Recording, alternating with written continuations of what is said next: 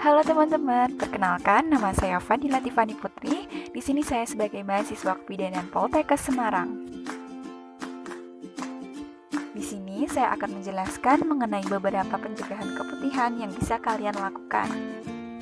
Sebelumnya, apakah kalian sudah tahu apa itu keputihan? Keputihan merupakan cairan atau sekret yang keluar dari alat kelamin wanita dan bukan merupakan darah.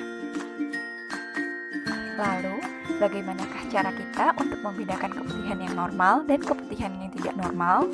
Cara kita membedakan antara keputihan yang normal dan tidak dapat kita lihat dari bau, warna, gatal, dan perih tidaknya. Keputihan normal biasa muncul sebelum haid, cairan jernih atau bening, tidak bau, tidak gatal, dan perih. Keputihan tidak normal berwarna putih pekat seperti susu, abu-abu, kuning, hijau, bau, apek, amis busuk, gatal, perih, dan sakit, dapat menjadi tanda terserangnya penyakit pada alat reproduksi. Jadi, apa penyebab terjadinya keputihan? Penyebab keputihan normal: 1. Perubahan hormonal menjelang atau setelah menstruasi. 2. Stres. 3. Kehamilan. 4. Pemakaian KB atau kontrasepsi. Sedangkan penyebab keputihan tidak normal: 1. Virus seperti HIV, herpes, atau kandiloma. 2. Infeksi jamur seperti Candida albicans. 3. Bakteri seperti vaginosis atau Venerella.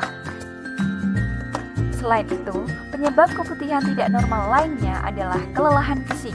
Aktivitas yang berlebih dapat menyebabkan tingginya pengeluaran energi, sehingga terjadi penurunan estrogen yang mempengaruhi glikogen.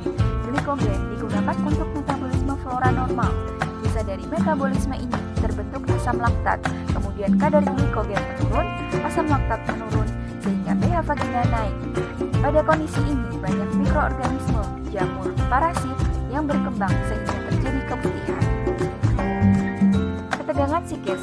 Stres dapat meningkatkan hormon adrenalin yang menyebabkan pembuluh darah menyempit dan elastisitasnya menurun, sehingga aliran estrogen ke vagina terhambat yang menyebabkan asam laktat berkurang.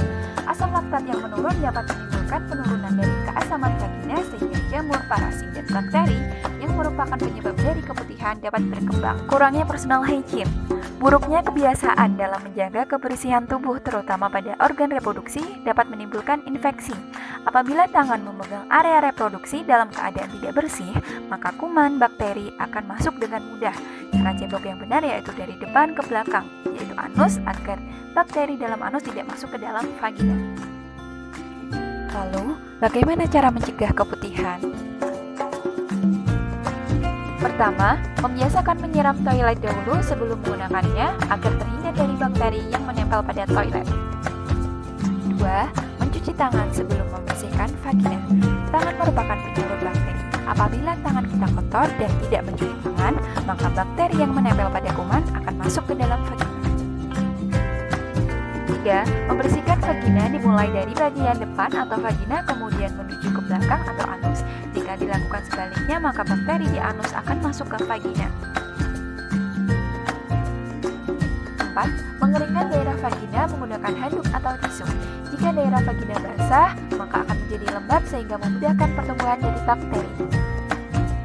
5. Hindari penggunaan cairan pembersih vagina karena di dalam cairan pembersih vagina mengandung bahan yang dapat merusak flora normal dari vagina. Selain itu, juga dapat menimbulkan iritasi dan alergi pada organ reproduksi. 6.